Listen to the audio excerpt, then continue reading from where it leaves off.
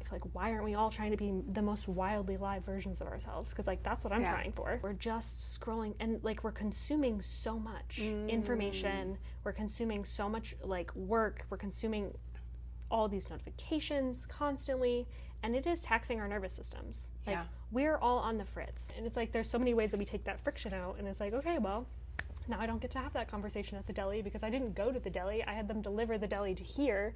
Yeah. And I didn't even talk to the delivery guy because we did the touchless, like he took a picture of it outside and texted me that it was here. Like we're just like pulling out the human interactions. Hey everybody, I am here today with Hannah Corbett, and she has founded this incredible business, Presence&Co, but it's so much more than a business.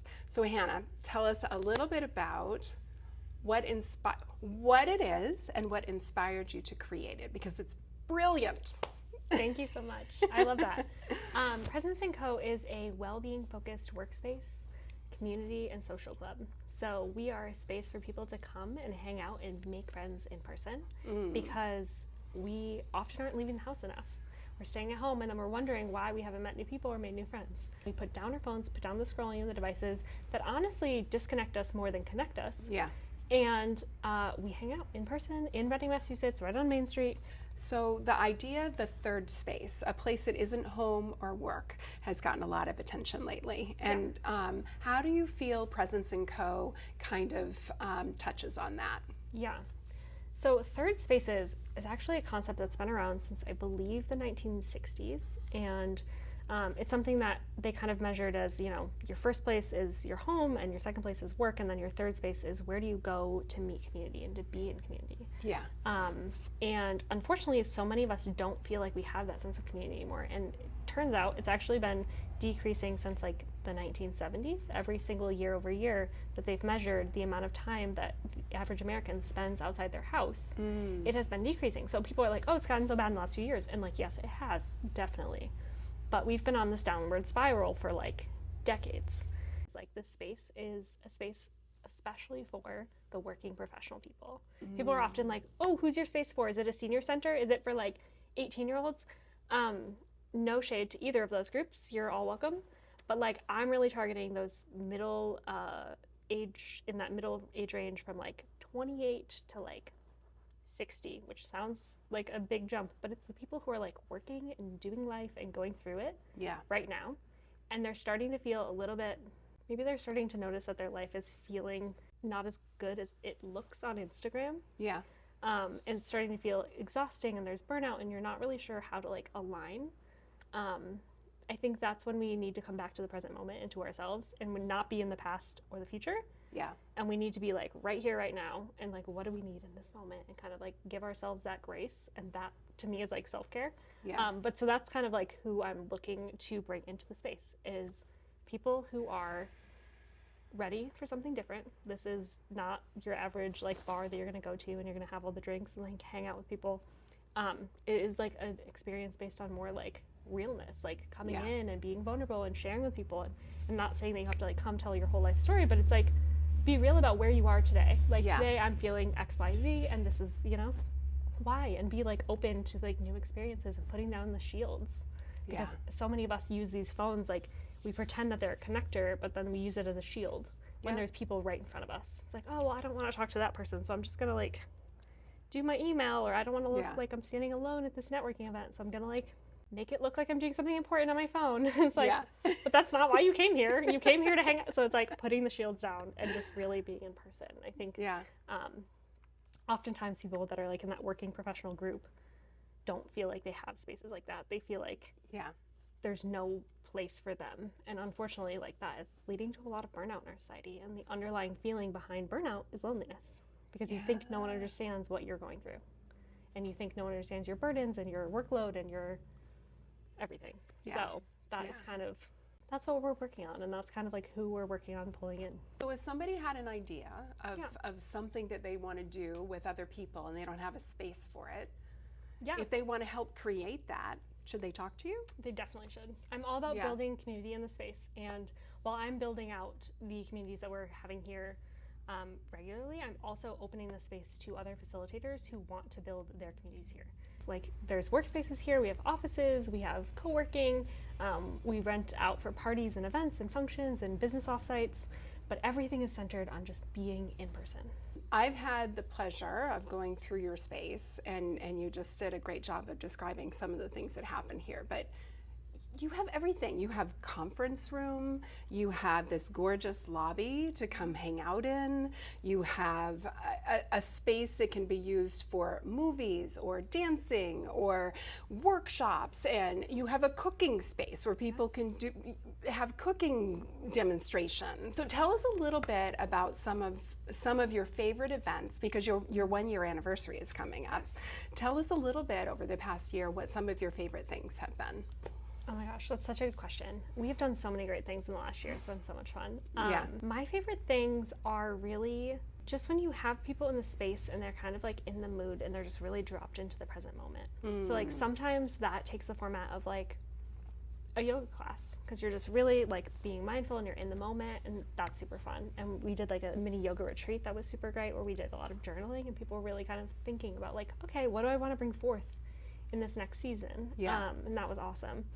We've also done some different groups where we're kind of talking about when we take pauses in our life. Like, do we pause? Do we take a break? Like, do we appreciate the moments in life that are just like right here, right now? And like, how do we change our perspective in order to make those moments feel better? Like, if you're sitting here being like, oh, well, I don't have this and I don't have that, but like, you actually do have a lot of great things in front of you. Like, you have a great friend right next to you, you have a beautiful sunny day, like you have all these things. And so it's kind of like shifting perspectives. We've done a lot of that work with Heather McGuire. She's fabulous. Yes, she's actually she is. hosting Mocktails and Miracles in a couple weeks. And I'll be there. it's going to be such a great event. We have so many people already signed up, which is how I know it's going to be great, because it's like a lot of people wait to the wake of an event to sign up, but this one's already like got a significant number of signups, so I'm like, it's going to be awesome. I can't wait. So it's just like that. And then we have like adult tap class.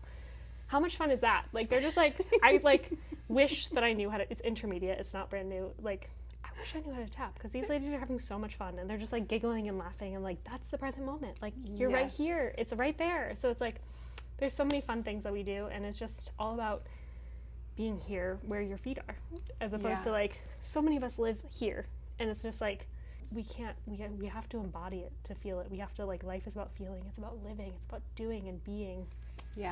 So I love that so much. So you're in Reading, Massachusetts. Where do you find people are coming from to come to your space?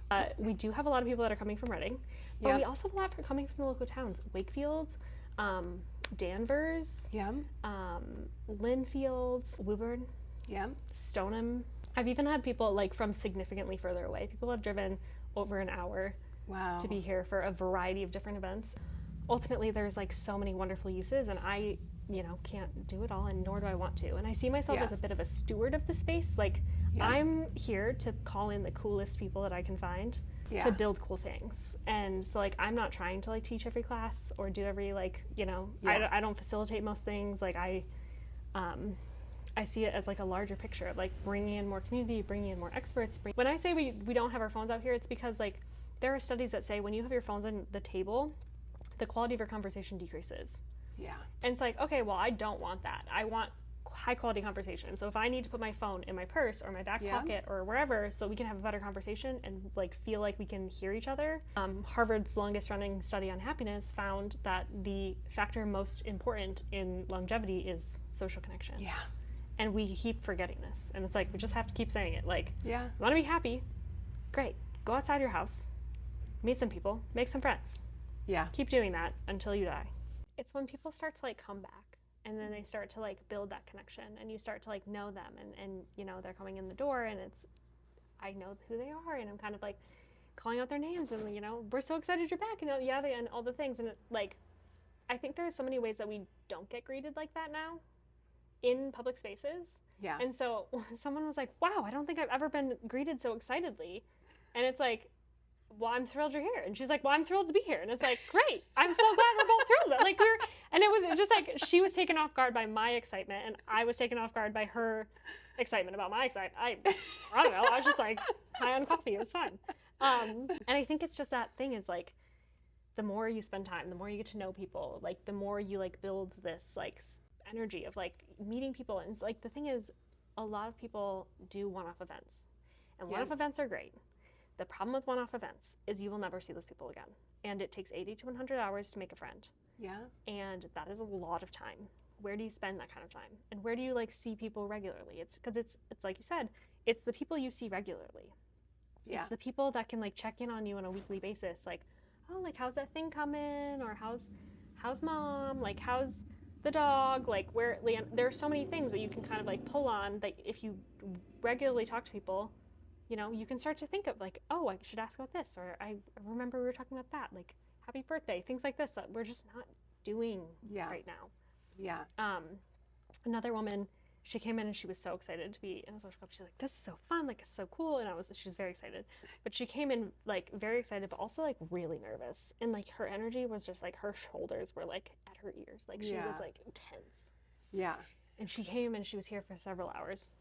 And we're, you know, talking and laughing and joking and sitting in this very living room. And I just like, over the course of the afternoon, her shoulders just like went down.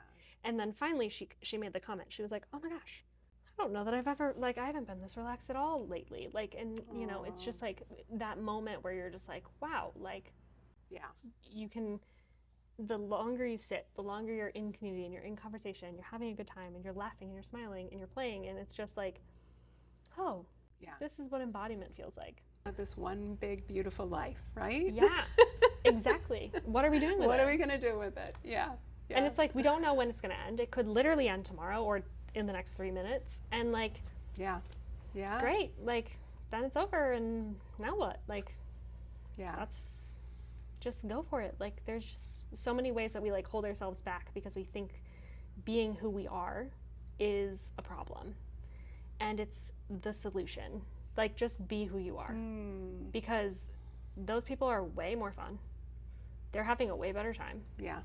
They feel better because their internal, like how they feel about themselves matches the external of how they're like showing the world. Like it's so much better. But we tell ourselves like, oh, I have to stay in this box because like that's the one my parents put me in when they decided that I was going to be the doctor of the family. And it's like, who cares? Like you wanted to be an artist, like great. Or you wanted to be a doctor and now you aren't sure about that choice anymore. Or now you want to like reevaluate how you work as a doctor. Like we all get to like reevaluate all these things all the time. And one of the things I want for this space is for people to feel like they can come here and be who they are in that moment. And if that moment they aren't feeling like the self that they show the rest of the world, they can be honest about it. Because who knows? Like you could sit here and be like, well, I'm not sure I want to be a doctor anymore. And someone could be like, okay, great. But like, what do you want to be? And then that prompts like a whole nother set of threads that's like, oh, actually, I want to do this, or I want to like, I do want to be a doctor. I just want to do it in a different place. Or there's just so many options, but it's like if you don't ask any of the questions, you're not going to get the answers.